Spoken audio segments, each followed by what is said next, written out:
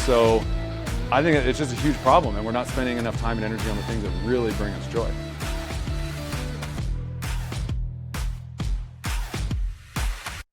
All right, well, welcome to another episode of the Radical Hospitality Show. I'm super excited to have my friends Kassidy and Erin Warren here today. So we're in Colorado. We're getting ready to go get a mountain bike ride in, and yeah, really looking forward to this conversation, guys. So thanks for being here.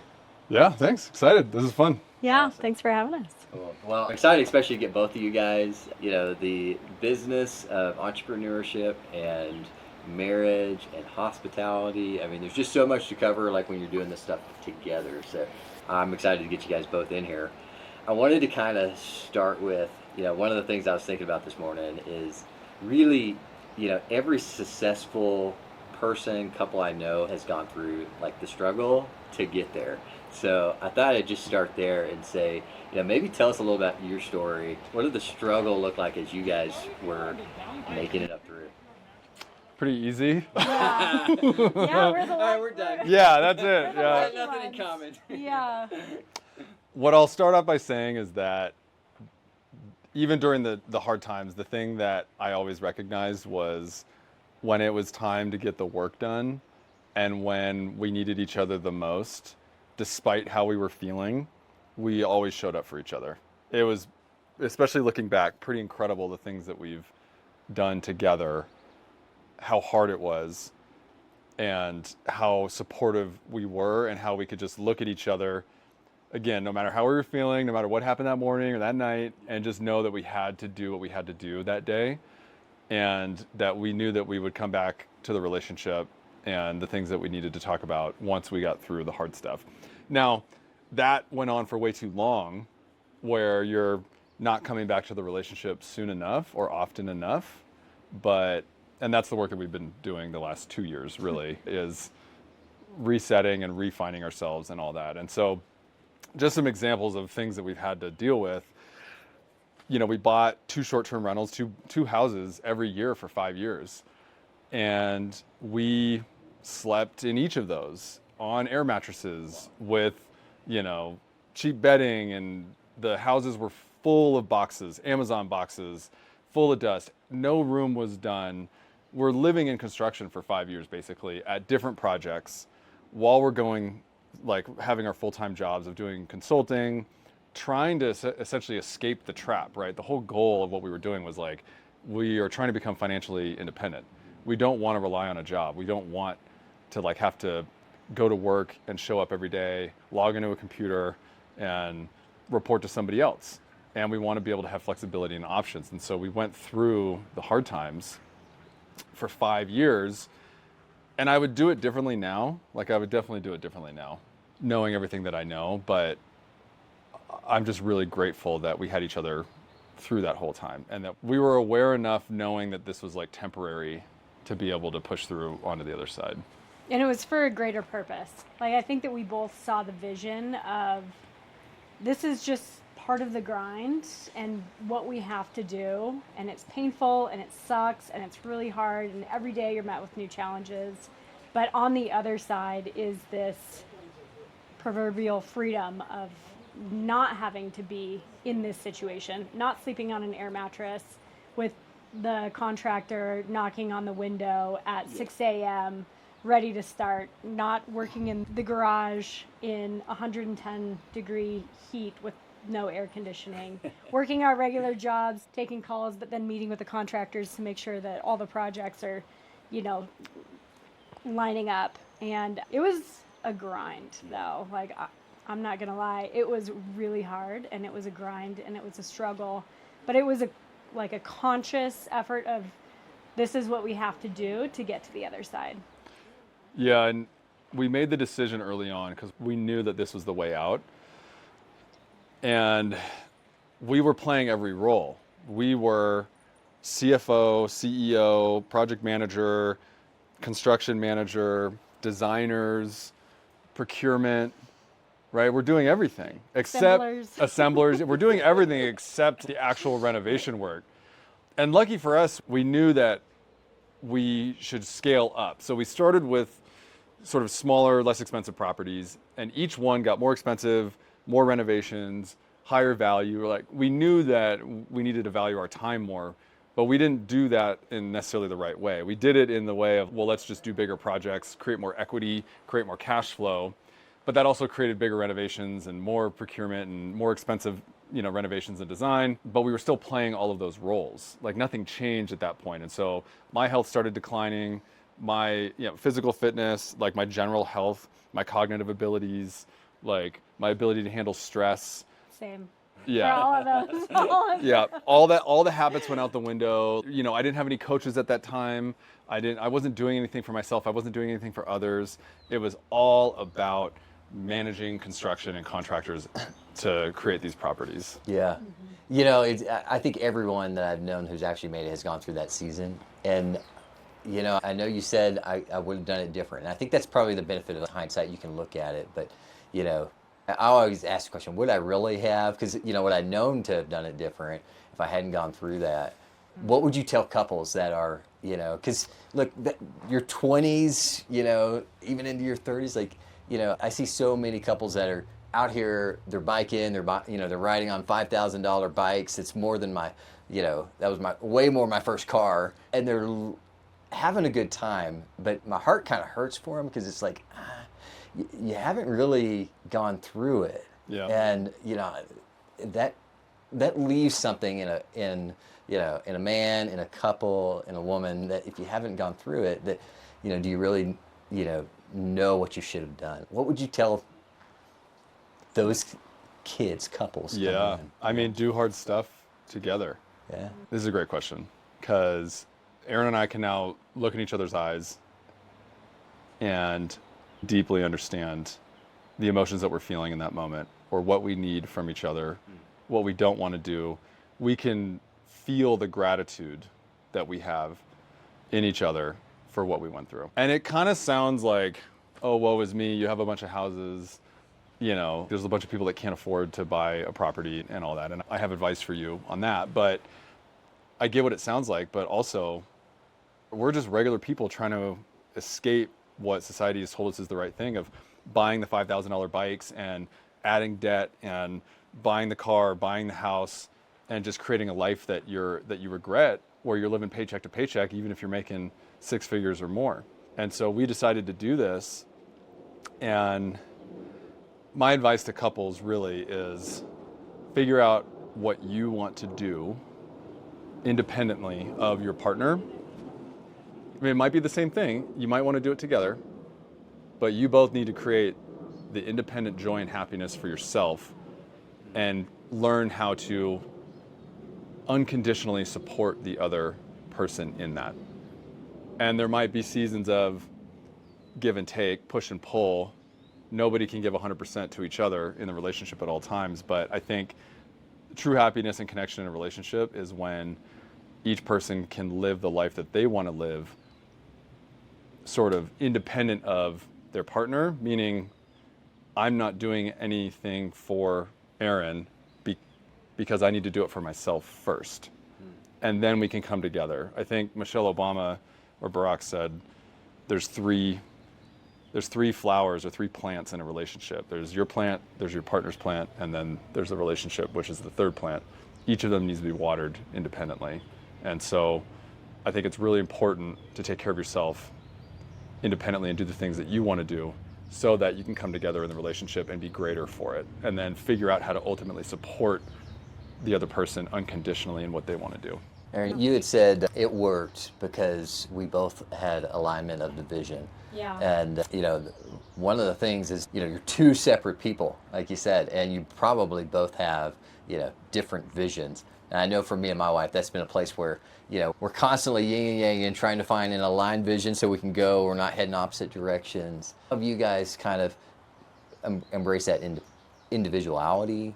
Yeah. Set visions, and then set visions that you guys are aligning on together? Yeah, it's been kind of trial and error and a work in progress. I would say that when we first started our investment journey, we had a conversation and we were both in alignment for that singular goal, that singular purpose of building a real estate portfolio and having cool houses and cool places that we could spend time in together, and then for the greater goal of having our families out at those places and build memories and spend time together. That was the ultimate goal. And as we worked for 5 years on building that portfolio and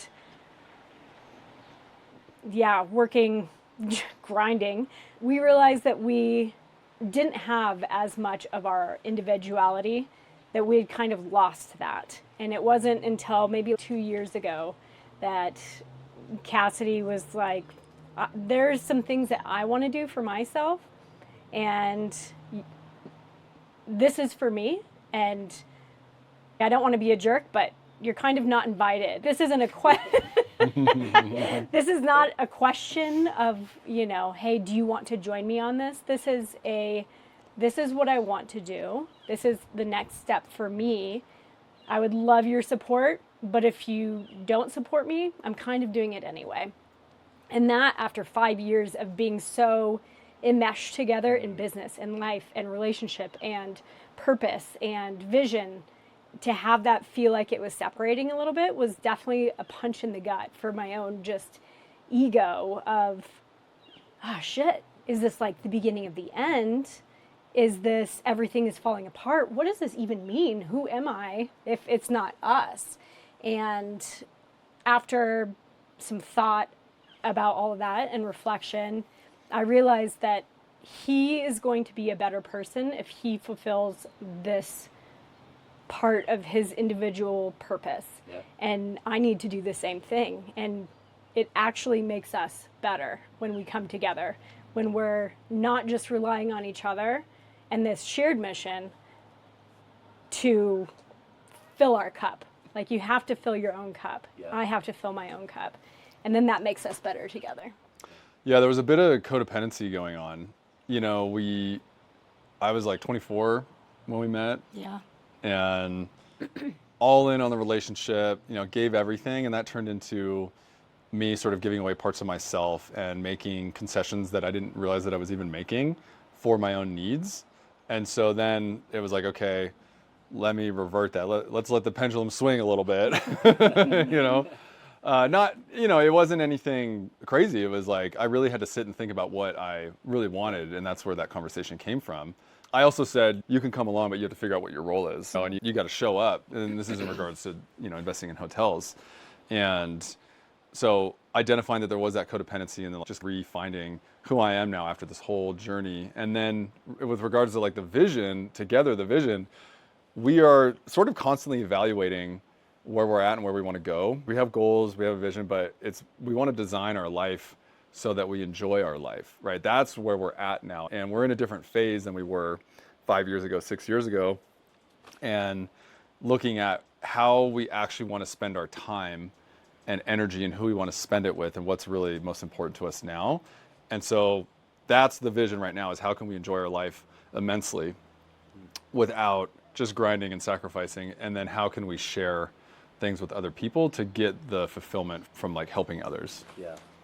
Michael Jordan, he would say, the goal is to succeed in all areas of life. And it's such a hard thing because there's seasons, where, you're in the grind and it just feels, okay, this is never going to get over. And then there's seasons where you feel like, okay, I've lost my, personal identity. And we have to kind of work through each of these to find what success means in these different areas. One thing I've really admired and watched about you guys is you're not just attacking business and relationship, but you're also, y'all also really attacked like health. And that's been fun to kind of watch. What are some of the things about leading your health first? You said you were really, at a point where, that grind had taken a hit on your personal health. How have you guys attacked that, and how has that helped? Well, we both had to become honest with where we were at and recognize that things were not what we thought they were. Right, we were a little bit delusional about where we were from strength and conditioning and fitness. Like, we did a lot of outdoor stuff. We'd mountain bike, we hiked, but really, looking back, I was a little bit delusional about the state of my body, the state of my fitness, how much I was actually being active, my habits. And so once I started lifting weights again, and it was really Erin that started the journey, I realized, one, how much I loved it, and then two, how far away from where I thought I was. It really reset me in terms of like how I was viewing my success and my health and my business and everything. And then the understanding that the more that you can focus on your health and be honest about it and show up for yourself every single day, that is ultimately the foundation for everything else in your life. Literally the foundation of every single thing in your life. Whatever chemicals are firing in your brain, whatever you're doing to help your body, essentially all the health issues I was facing went away once I started lifting weights. I was having tremendous gut issues, GI issues. I was having energy and dizziness and vertigo issues. There was a whole bunch of things that were going on that were sort of, unexplainable. Yeah. But it was just, oh, I'm getting old or whatever. As soon as I started lifting weights on the regular and I got a coach and all that, everything went away.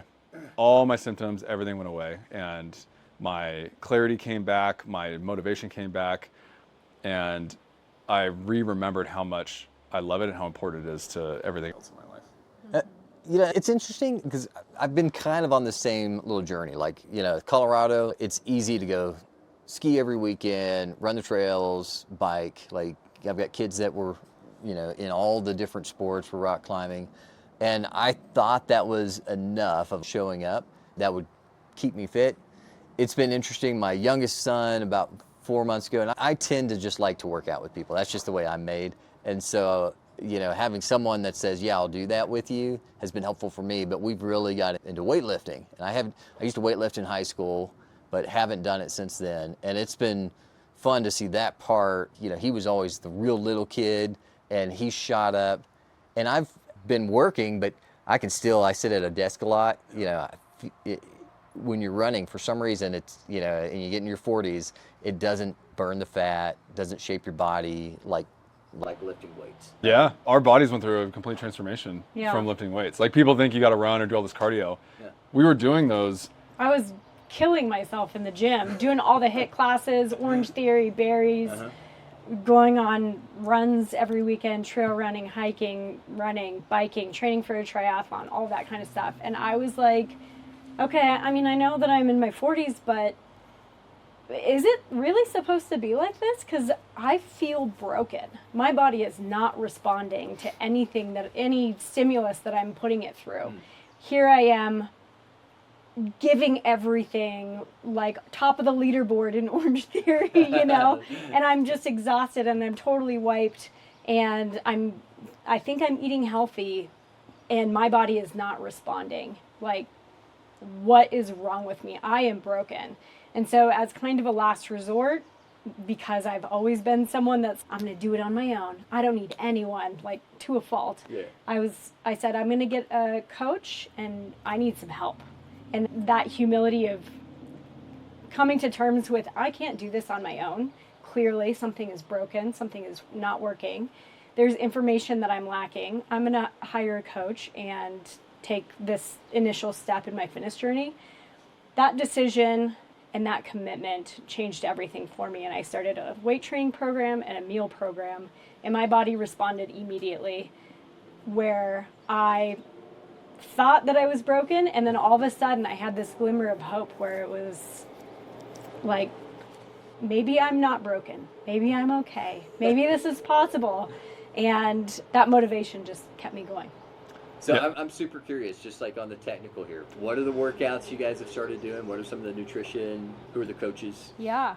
Well, yeah, so you're working out 5 days a week, essentially. It's basically splitting. You're doing like 2 muscle groups a day. Okay. 15-minute cardio before and after, and the cardio is just walking at an incline. It's not running. So there's no running. If you want to trail run, if you want to train, if you want to do something, you can, but there's another way to handle that along with the program. On the food side is really the biggest. They say abs are made in the kitchen, and it's because your diet is really what affects it the most, right? Because we've all got something underneath this layer, right? And so the only way to get down to that layer is that your calories and your macros need to match or be less than kind of what you're expending to get down to the right level. And so the other technical pieces are, well, more carbs. So keto has screwed everything up, right? Like, it can work for people, but our coach actually, I can tell when people are on keto or paleo because their chest is flat. This is for like guys, right? Their pecs are flat because you need carbs to fill your muscles out. People think it's all protein. It's not. You need some carbs. So essentially you need the right ratios, and then higher protein than you think, and then only eating between 6 and 6. So you can call it a fast. It's not really a fast. You just stop eating at 6 p.m. And you don't have anything else the rest of the night. And then that way your body burns the fat at night. And then, you can eat some vegetables, something light, have some water, whatever. But So it's not really the intermittent fasting where you're closing that window down to 10 to 6. It's just essentially don't eat late at night. don't eat late at night. Don't eat late at night right before bed, because your body doesn't really have a chance to process it. And something that I've learned too is that I actually enjoy going to bed a little bit hungry. Like, I sleep better. It gives my body a chance to actually rest, because here it is digesting all my food all day, and it's working and it's working and it's working. And then finally, when I go to sleep at night, if I'm a little bit hungry, that part of my body also gets to rest. And I've never thought about that before. And I wake up feeling incredible. I wake up at 4:30 every morning to start my morning routine and go to the gym and everything. And I feel so energized in the morning because of that. Sometimes previously, if I was eating late at night, I would wake up feeling slightly hungover. And I haven't drank in, 7 years, but I would feel a hangover from just the food. Well, and that's a good point. Doing this, that's part of the reason why the health piece is so foundational, because right now, if you're drinking and you're drinking before bed, you got a beer or a bottle of wine on a nightstand, like, it's going to be really hard for you to want to get up early and go to the gym, work out, eat the right foods, stay on plan, because when you're drinking, you're usually not taking care of yourself. And, some people can have one drink a week and that's fine. There's a lot of people that I don't think can. I think there's a lot of people that actually drink way more than they want to admit. And the other thing is, with drinking, your body can't synthesize protein well enough, and so you're not actually building muscle. So the weightlifting and the health and the diet is really about creating habits and consistency and keeping the promises that you make to yourself. If you can go get a six-pack through weight training and eating right in your 30s or 40s, you can pretty much go do anything, because it takes the habits and the discipline and the change in behavior to be able to go do that. And that's what success, and that's what going and chasing your dreams or buying a hotel or whatever it is, that's what it takes, is not stopping and having consistency, changing your behavior from how you used to be to how you need to be successful. Yeah, I think you said the key We're like habits, and for me, it's been like finding the one thing that I can kind of integrate in, that adds another layer that helps push things a little bit further. Very rarely have I found go do a thing and that just work. It's got to be a, take this thing out. But you kind of need to know, like at the start, am I going to integrate something in that I'm going to have to put into place for, 3 months, 6 months, a year, a lifetime?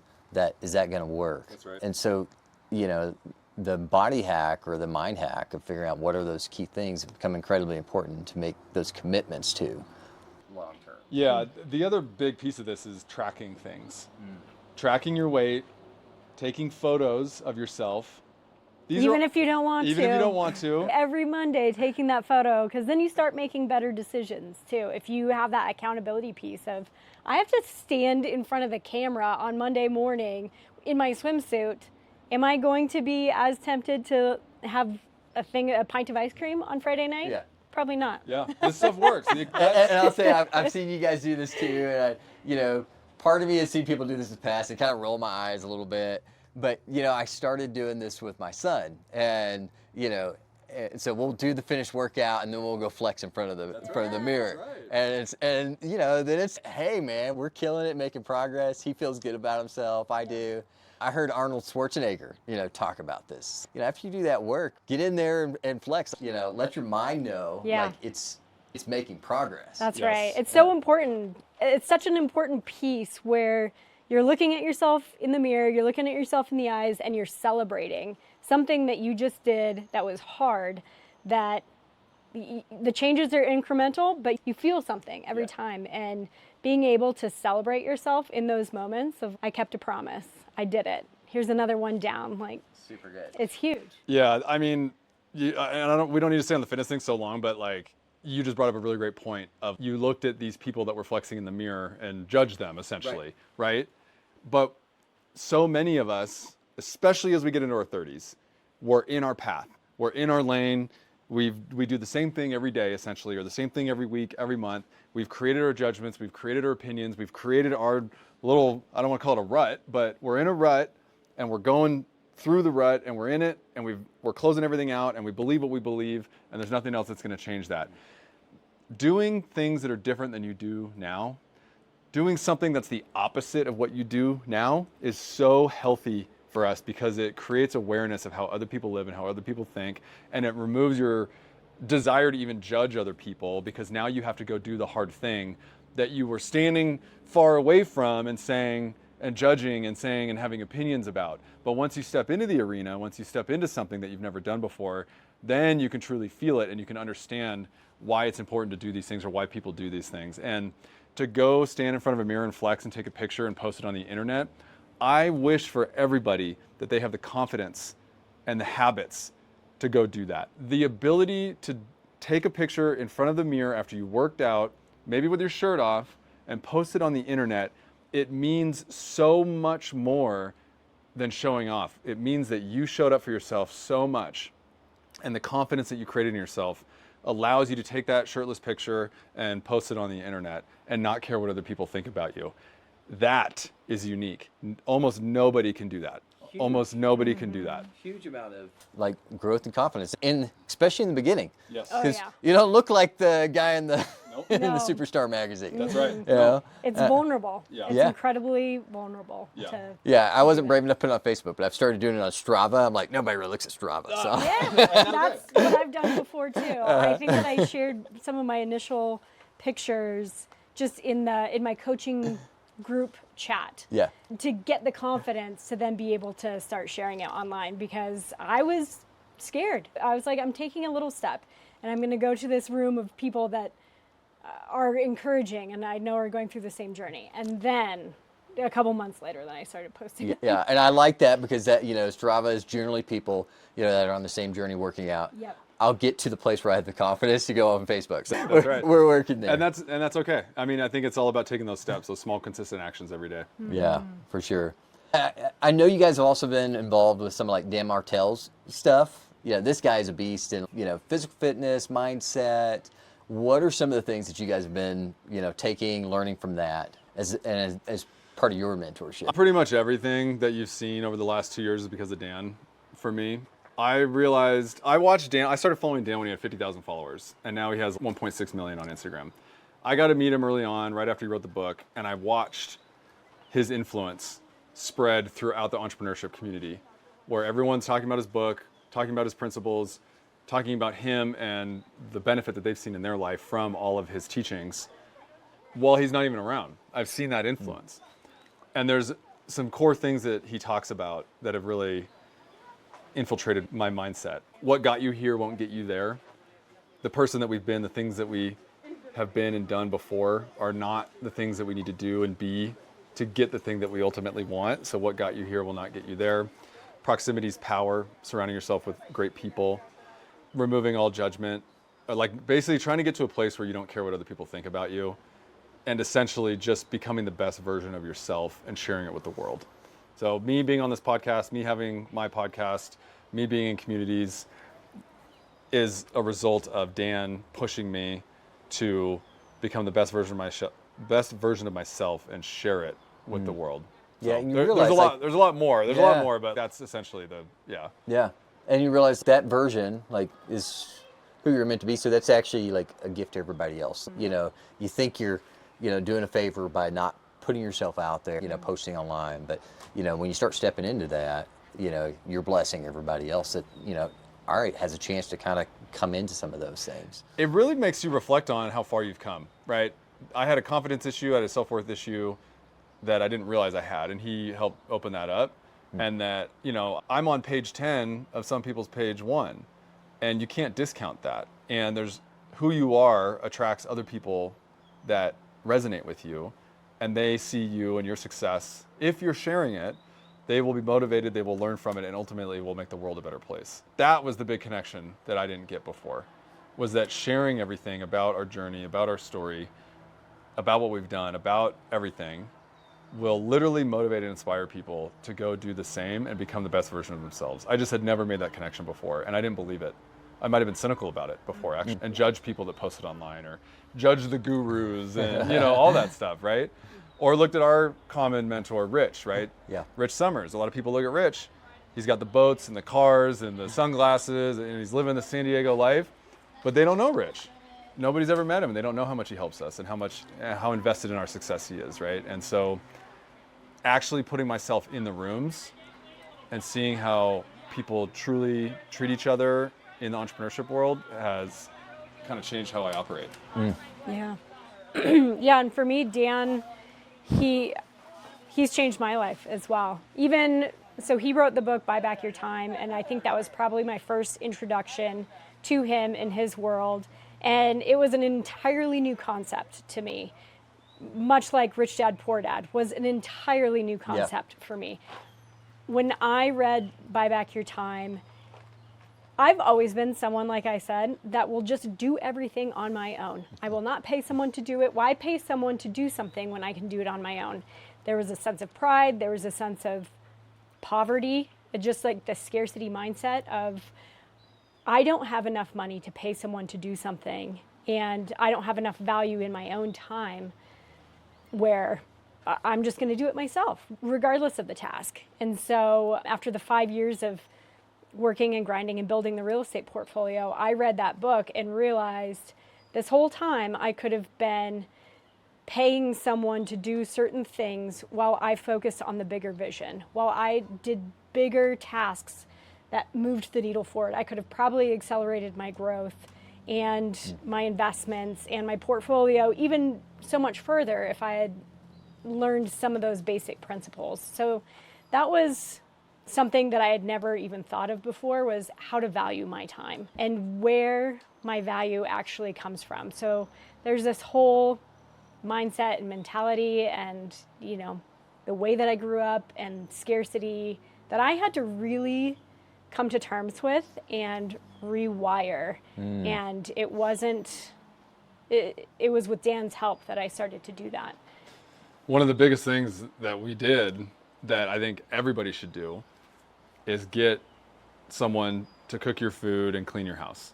So we have a meal prepper, and she helps clean the house and do laundry. Get rid of all your household chores as much as possible, because that, for most people, even if you have like just a regular job, you're not an entrepreneur, whatever, that is taking up a ton of time and energy. You don't realize how much time and energy it takes to do the grocery shopping, plan, prep, cook, clean before, clean after, do the laundry. You're basically spending your week doing all these chores instead of doing the thing that you were meant to do, whatever that is. Yeah.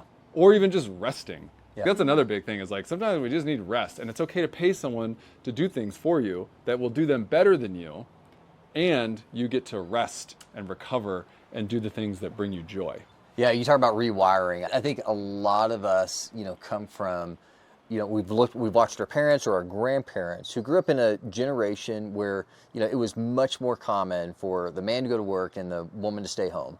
It's very different now where, it's much more common to have, two working partners that are going at it together. And then to, put the onus, what falls out in between is the household.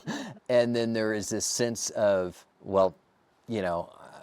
pride or whatever, if I should do those things. And they are valuable. And if that's what, you're called to do, then I think that's great to, focus on that. But if you're focusing on another calling and you're providing for a family or a household, then those things, fall in the gap. And there is ways. My wife always says, my favorite person in the world is my cleaner.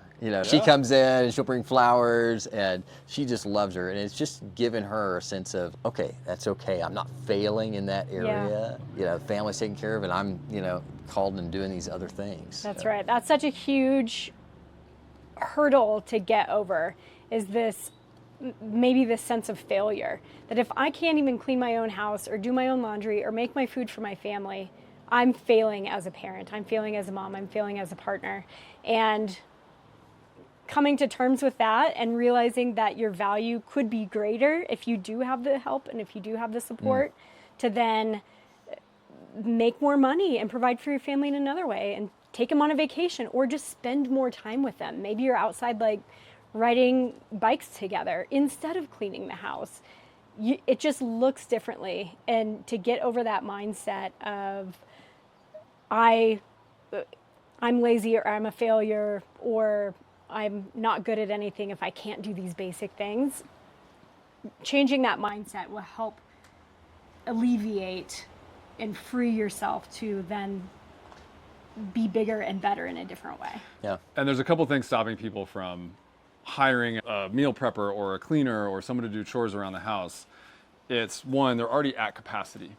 They're already too busy. They're already doing way too much. And so it's just another thing on their list that they got to do. They got to go find somebody, right? I got to go hire. I got to go on Facebook. Where do I even find? They don't know how, or they don't even have the capacity to add another thing onto their plate to even go figure that out.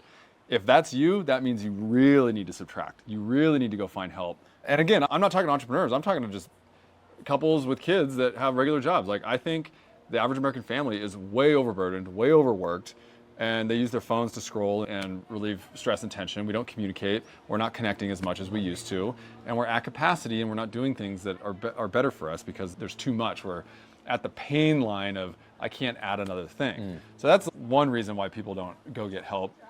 They also think they can't afford it, which it's not as expensive as you think. And the energy that you get back from it will allow you to create more, I believe, and be a happier person and better at work.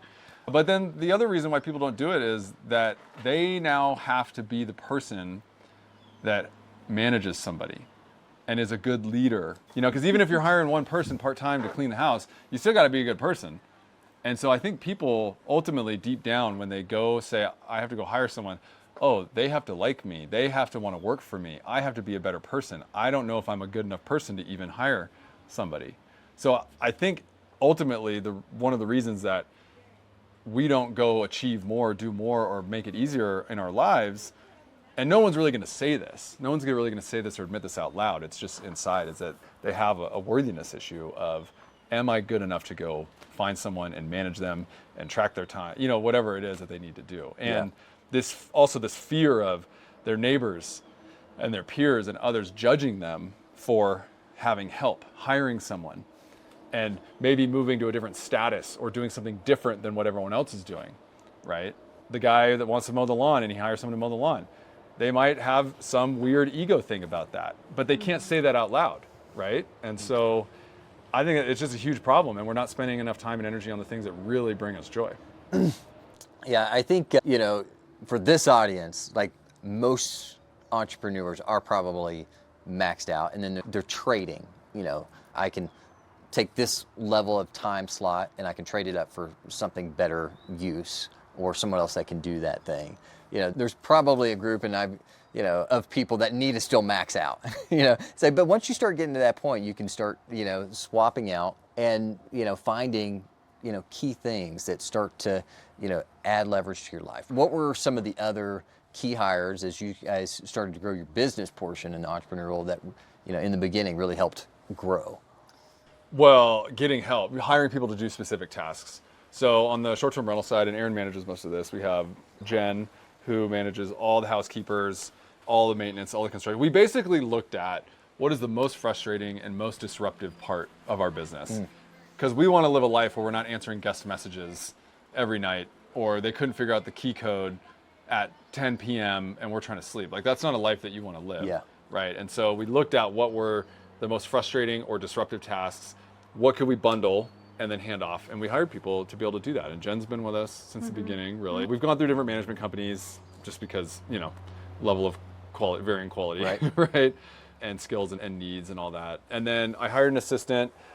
It's hard to find assistants that are great and want to stick around and all that. So I had an assistant that helped launch my podcast, and that was incredible.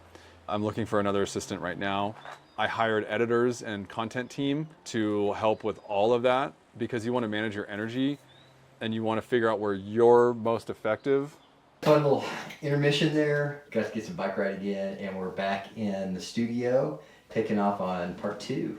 So I wanted to kind of start in. So we talked a little bit about your short-term rental journey, some of the struggles through that, and then you guys made this massive transition into doing boutique hotels. So what led to that initially? Let's start there. Yeah, it was the realization that the model that we were doing at the time of all the renovations, buying the houses, and all the work and effort, basically everything that we talked about, the struggles that we went through, that it was not scalable or sustainable, and that there had to be a different way of doing this. And so the boutique hotels had started, becoming a part of the ether in the short-term rental world. People were starting to talk about it, and around that time also, I think there was a bit of a flat line or a decline in bookings. People were going back to hotels because of a lot of the negative experiences with Airbnbs, because a lot of Airbnbs have become saturated, right? Or bad experiences where it's just a host that doesn't pay attention, right? And it's a beat up Airbnb with no hospitality at all. But really it came down to a desire to maximize the value of my time and be scalable and do things differently than I had done in the past, right? Instead of just grind, do everything ourselves, sleep in the construction, And then the key piece was how they value commercial real estate. So with these Airbnbs, we had spent so much time and energy and effort, and we increased the value through our renovations, but we couldn't increase the value through the income that we were producing on the short-term rentals, right? And we've done really well on our properties because of the design and amenities and the experience that we create, but that doesn't make it worth any more to the market. Whereas with boutique hotels and commercial real estate, if you make more money, the overall property is worth more by, not exponential, but by a different multiple through leverage and cap rates. So that was really the moment for me when I understood that and that this was a different path. I was like all in. And then that was the conversation that Erin was talking about where I was like, hey, I'm doing this. You can come along, but I'm doing it no matter what. Like it was a calling. Like I had to go explore and I had to go do this. So yeah, and that was when we were mid-renovation on our last residential project where we'd been working on it for maybe a year. We had spent a lot of time and a lot of money, and we were getting closer to the end, and this was about the time where we would be looking at the next project. What next home are we going to buy? And instead of doing that, he said, I want to get into boutique hotels. And I was exhausted, and I was thinking, yeah, there's got to be a better way. And we had talked about it quite a bit of just, I think this might be the next move. And for all those same reasons that Kassidy just talked about, I was sold on the idea because I had just gone through 5 years of doing it one way, and I'm like, there has to be another way. That's funny. I was telling you guys a story about the drummer that moved next.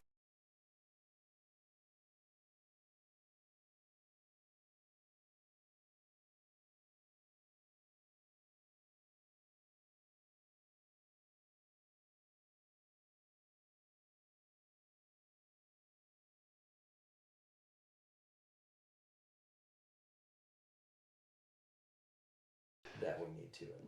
I So true. totally agree. And what I'm trying to get more aware of is anticipating the pain that I'm going to feel and deciding whether it's worth it or not, or being able to pivot before I fully realize or feel the pain, instead of getting all the way into it and further into it and deeper into it and pain, more pain, it's not avoidable, but yeah, it's all hard, right? Yes. You gotta choose your hard, you do. Yeah. And so like with boutique hotels or hotels, when you move into commercial real estate, it is harder in a different way. The skills and language of short-term rentals and real estate are all transferable in some way, right? If you know one asset class, you know a certain percentage of another asset class, and you just need to go learn the intricacies of that type of asset or what you don't know. But there's other types of hard, right? Usually you're building or buying with a team, right? And so then there's different layers of things that you need to know about and the people that you pick and what their roles and responsibilities are. So there's that piece. Raising money is different, right? It's a new skill that you got to learn if you haven't done it before. That's harder than just going to a bank with a 20% down payment and saying, can I buy this house, right? Blood samples and urine samples. Be ready to drop off your firstborn kid. Yeah, Zeke is getting an SBA loan on this hotel, and he had to get life insurance and literally had to go do blood and urine and all this other stuff to get the life insurance to get the loan, right? Yeah. And then you're raising money on top of that, right? So there's that, and then some of the core fundamentals are the same, but it's still hard, like hiring and staffing. Like you have to kind of level up your leadership abilities and your ability to pick the right vendors. Because if you're raising money and you're bringing on investors, any decision you make can impact the profitability of that asset. And so everything that you do, you have to really try to balance, is it going to bring more money to the investors? And so sometimes that means you can't do everything you want to do.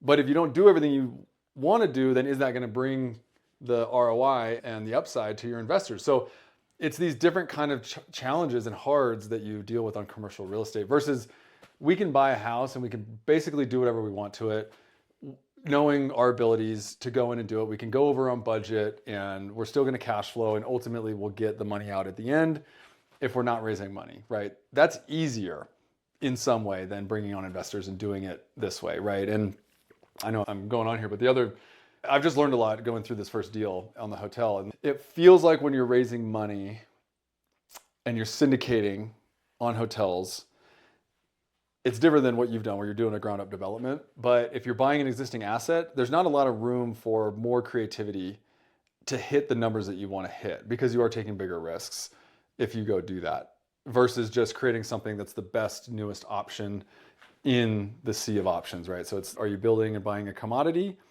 or are you creating sort of a one-off thing, right? And those are different projects. And you can be successful in all areas, but it's just, you kind of have to go into it knowing what your plan is and what you're actually buying and building. Yeah.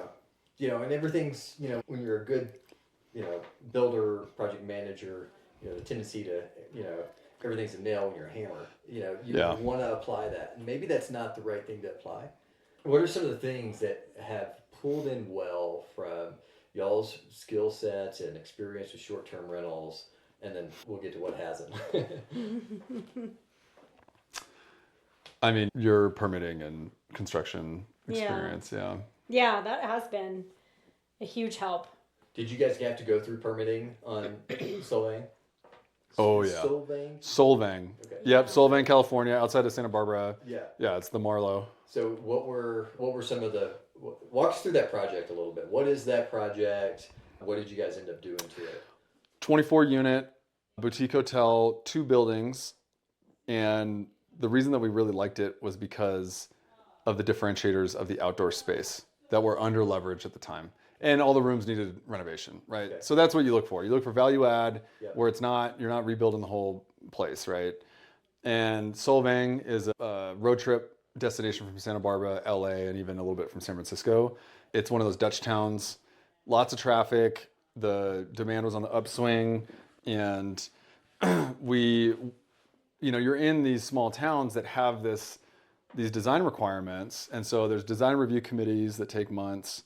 There's building permits that take months, outdoor, indoor, it's all, so for a team that might not be experienced in permitting stuff in California in a small town where there's a lot of regulations, like having Erin's experience in all of that was extremely beneficial and having the team of people that were willing to go after that and try and do that. So what we did is we bought it, we let it run through busy season so that we could have enough time to go through all of that and then start construction in the low season. And then that allowed us to do everything. We're still finishing up some stuff, but it's been challenging. The city, even after getting approvals and going through everything with them, they're still, they find things and they have opinions and all that. They've been great to work with, but it still slows things down, right? So it's taken longer and cost more than we expected to finish the project, which, like I was just talking about, if you're spending money and you're not making money, that's hard to return money to the investors, which it's fine. We're not concerned, but things get more stressful when you're looking at, the bank account, the balance sheet, and the construction budget and the timeline and all that, and you're wanting to return all this money to your investors and do a good job. So again, that's sort of what didn't transfer. That's new skill sets. But even still, in both Erin and I's previous world, that was our world. Project management, engineering, design, construction, permitting, anticipating roadblocks. Erin has permitted how many projects in how many different jurisdictions? I mean, in Washington State, probably I don't know, 50 different jurisdictions. And then across the entire West Coast, probably another 50 jurisdictions. And one thing that's really important to know if you've never built a ground up project or have never done any sort of renovations is that every single jurisdiction has their own unique flavor of something that they care about. And until you go through that experience, you can know things about the code, you can read the forms, you think that you have this beautiful vision of what you want it to be. And the jurisdiction will say, well, wait a minute, we have this very special bush that we don't want anyone to touch, or we have this very special design feature that you have to hire this very specific designer to make sure it's part of your project. And those things, even though it seems very small, very minute, such a small part of the overall project, it could be a project killer in the sense of it could take you an extra 3 to 6 months because you never thought about that in the first place. You didn't have the conversations, you don't have the relationships, and little things like that, knowing the little nuances in every little jurisdiction is such a key factor in having an overall successful project. So what are some of the ways that you pull that out as early as you can?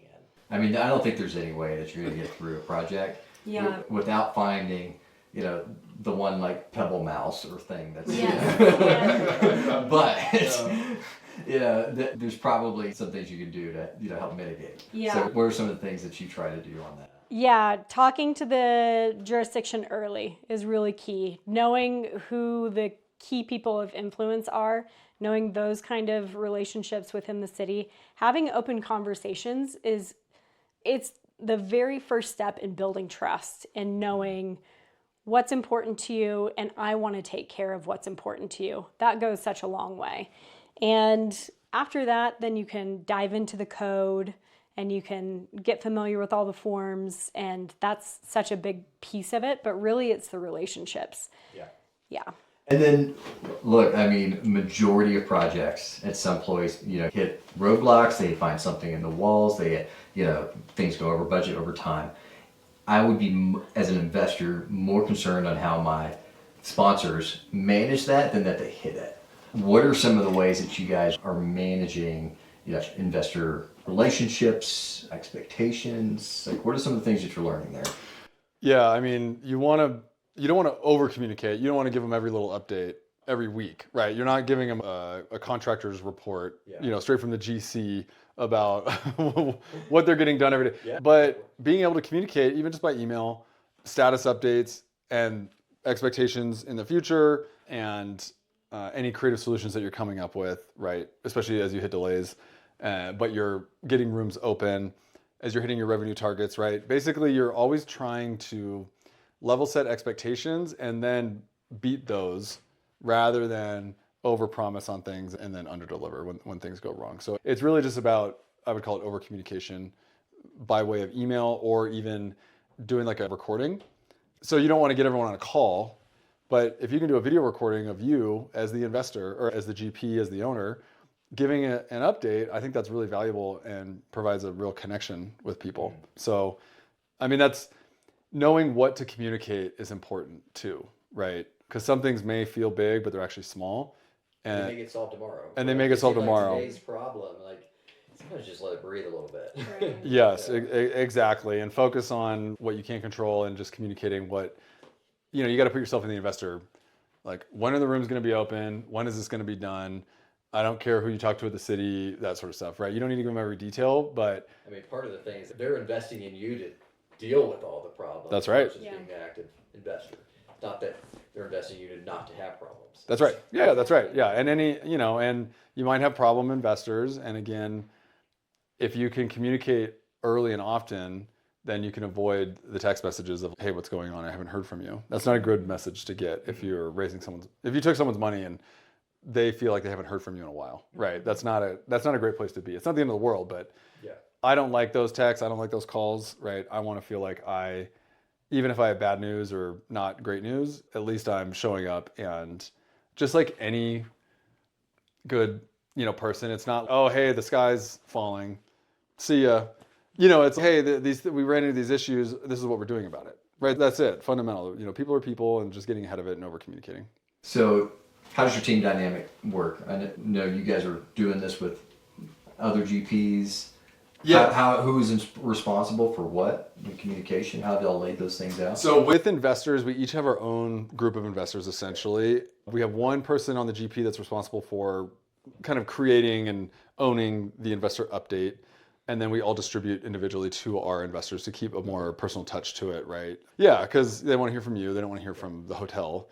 They don't want to get a newsletter from the Marlowe.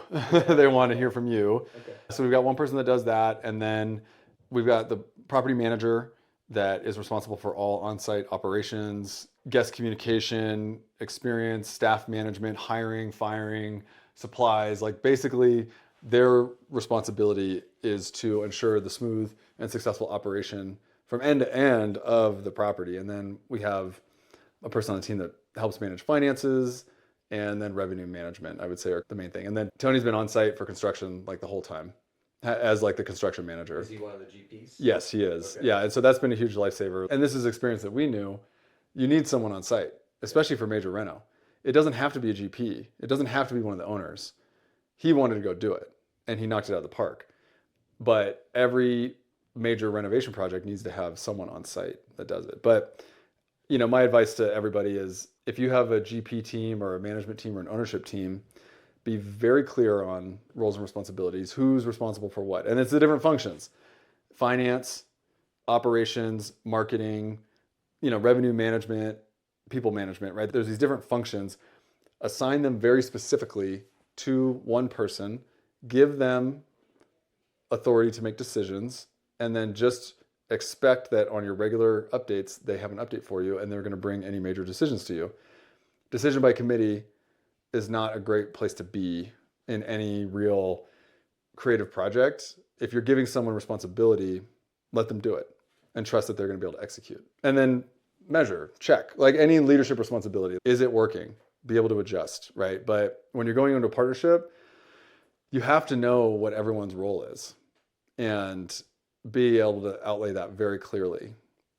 What kind of time does this take on a seasonal basis and a weekly basis to get through a project like this? Through the renovation and permitting, it was a decent chunk.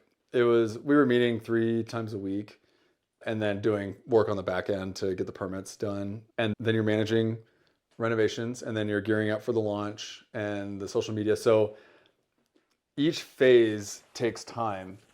I would say you're not really too quote unquote passive until I would say 3 to 6 months after launch, if you have a great property manager. Yeah. So ideally you're spending an hour a week after you're stabilized. But leading up to it, you're running a business. Yeah. You are doing renovations. You have to make sure the experience is right. You have to make sure the guest messaging makes sense. You have to test all the platforms. You got to check your website, the Google profile. You got to make sure your property manager is doing things. You have enough staffing. There's enough supplies. The financials look good.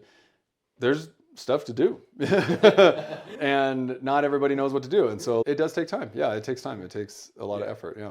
And so what's the why for this? You don't have to talk specific on numbers unless you want to, but what are some of the expected returns generally that investors should be getting on a project like that, and then the GPs like long term? Yeah, this was a 70-30 split. No, sorry, 60-40 split on the GP LP side, meaning the passive investors owned 60%, the GP owns 40%.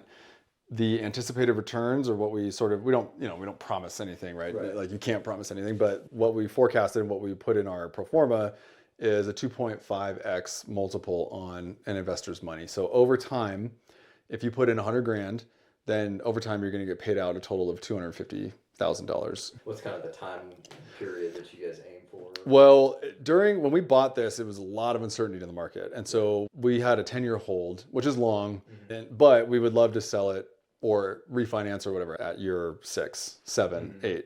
And so that's sort of like the goal. Yeah, that's the goal, right? And that's what we told them. Look, we don't want to hold it for 10 years if we don't have to. If we can get your money and get the numbers around year 6, year 5, 6, 7, then we will.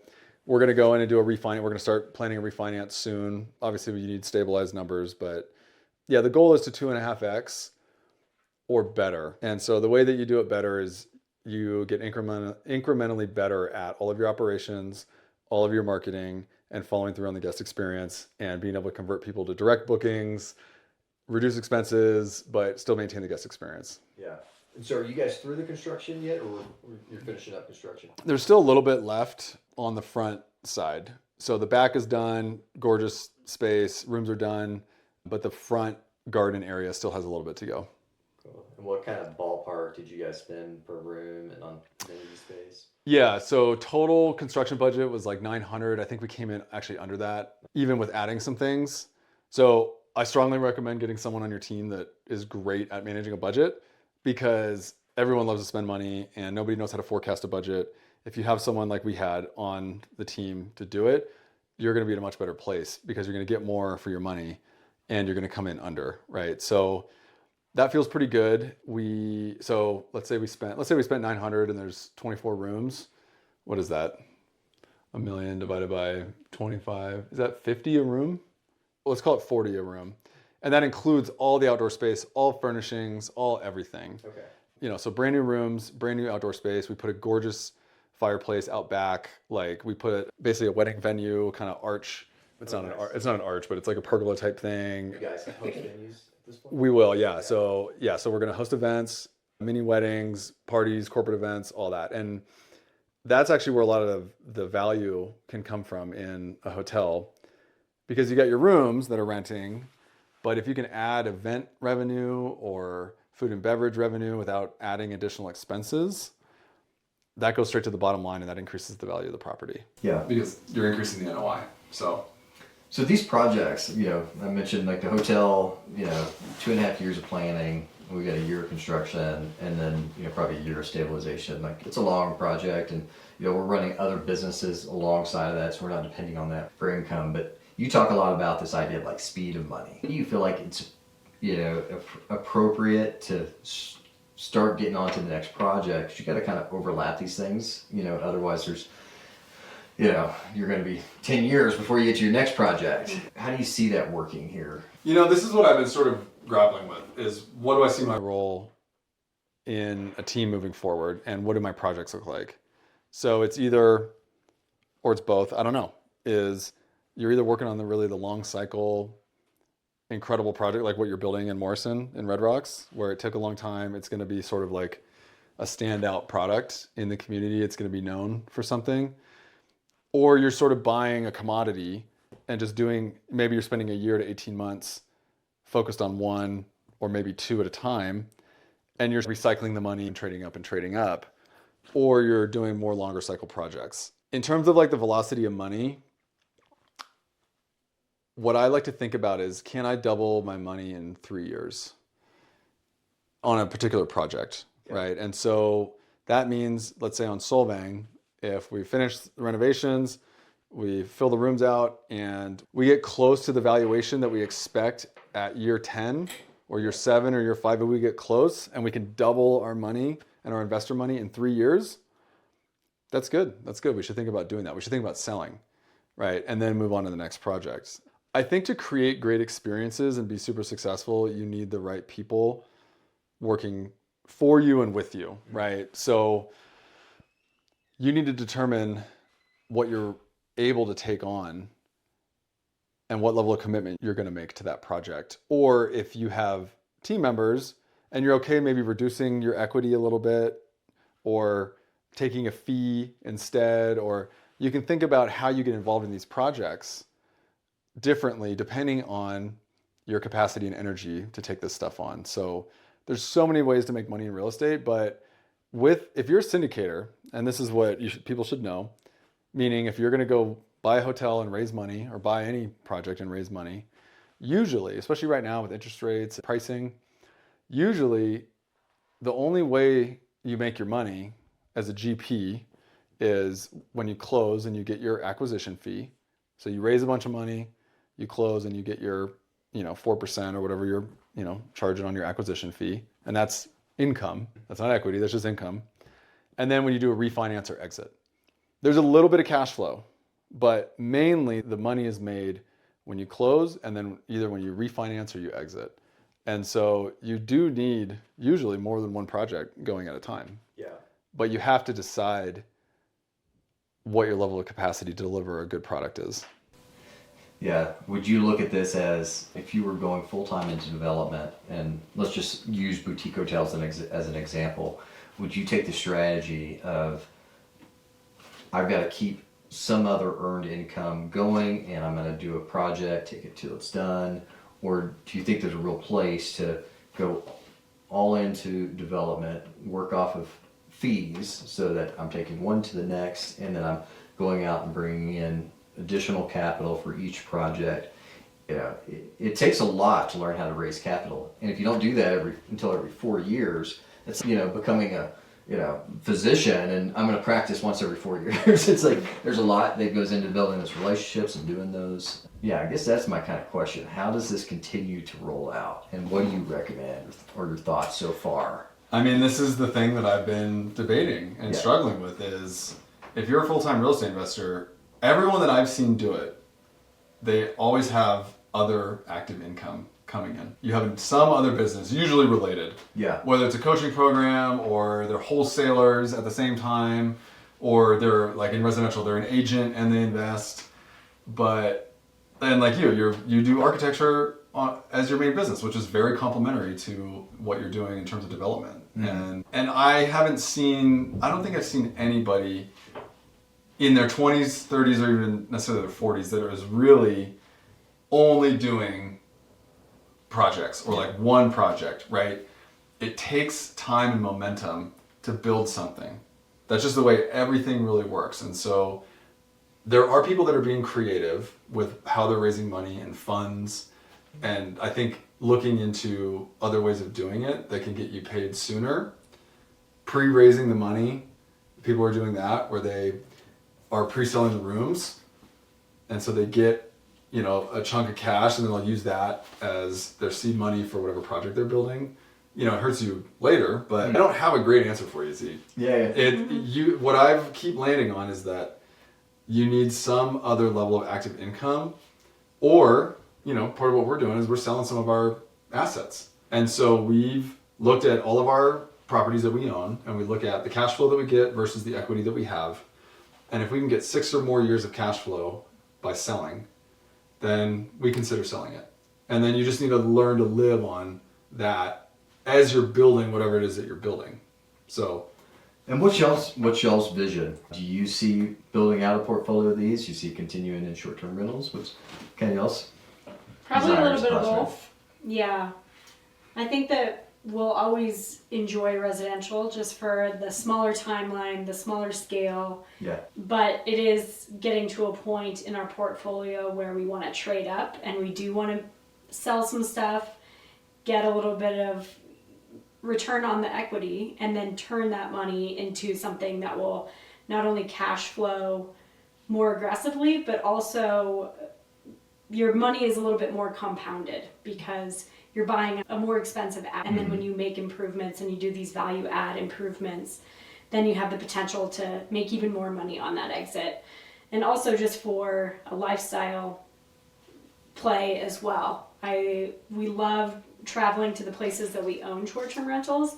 We love having our families over to those short-term rentals.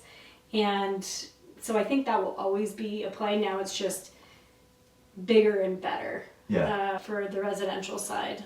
And then I think we'll do another hotel at some point. There's 2 models that I like. Bigger, because the scale's there. And then high ADR, low unit count, or medium unit count. So like what Ben Wolf is doing. He's figured out if you charge $1,000 or more a night and you keep a low expense ratio, you can make a lot of money. And it's easier to manage. So those are the 2 models that I see. You got to build something really big or something super unique, like what Travis Chambers is doing out in Utah. I also have a big desire to establish more presence in my local community in Kirkland and Seattle. And there's a big value add play through ADUs out there. And I have a podcast episode with Thatch where we don't talk about it really because we talk about a lot of other stuff, but Thatch is like the ADU guy. And in California and Washington, there's a huge value add opportunity in ADUs right now. And that will allow me to invest in my neighborhood and locally and help bring other people up locally and teach them real estate. So I think where I'm at right now is it's like a lifestyle play. You know, we'll get cash flow.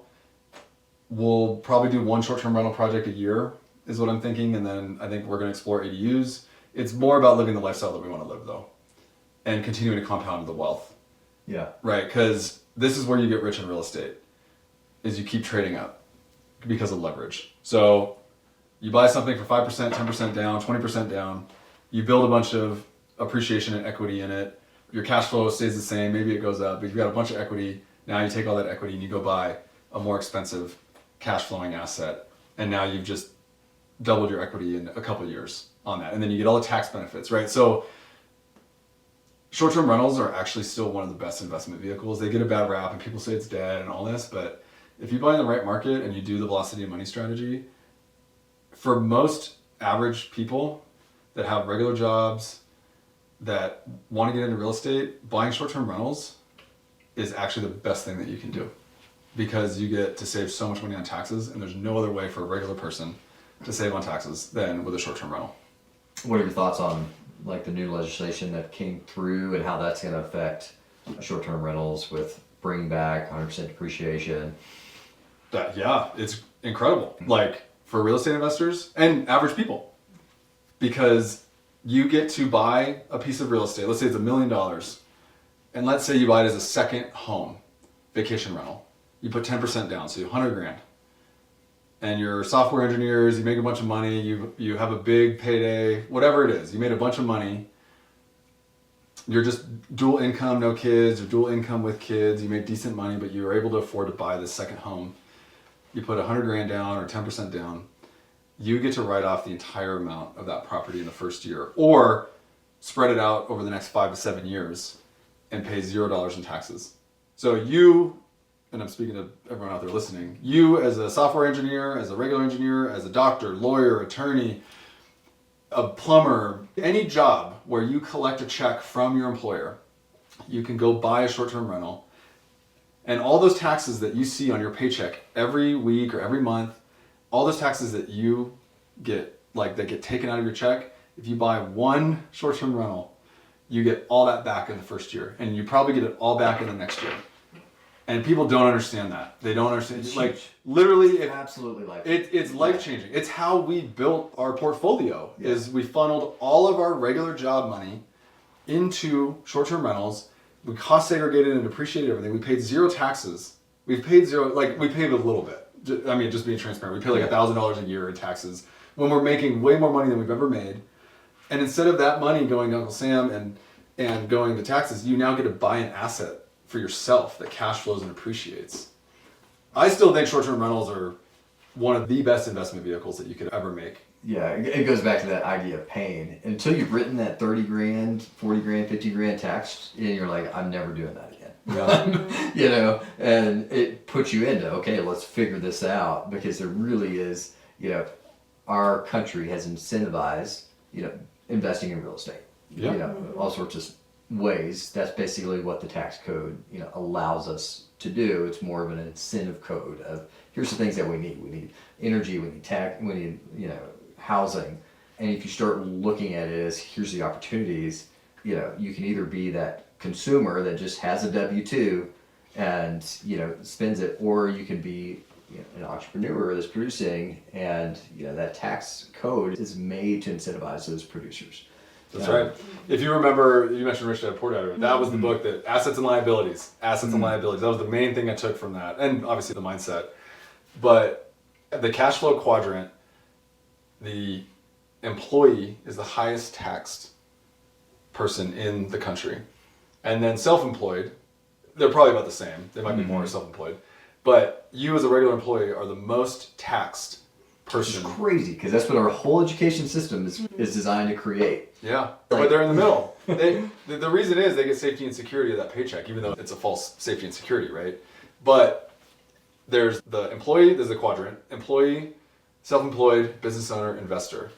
Once you get to the I, the investor box, that's the least tax and highest wealth building activity. Short-term rentals shortcut you from the employee to the investor. For One that of the things reason. I didn't realize in my mind early on with the quadrant was that I always figured I would be, you in one of those quadrants. Either you're an employee or you're an investor. And, you even felt guilty. It's like, why are we not investing? Because it's so much better here. But, I think there is just such this it's blended. Yeah. You can go through, and learn a trade, learn a skill set, and that's a good thing. Yes. Produce. But you can also start to get engaged and either be a business owner. It's easier than ever to, hop online, start your online business, sell something. I've got kids that are making, leather crafts over here and, they're selling it. You can have your side hustle. So you could be in that B quadrant, but you can also be down here in that I quadrant at the same time. That's right. And it's not, as, clear. Well, hey guys, it's been an incredible day. Appreciate you guys taking the time to come out, visit with us, get out and go ride. So thanks for being on the show today. Zeke, appreciate it. Thank you so much. That was Yeah. fun. Yeah.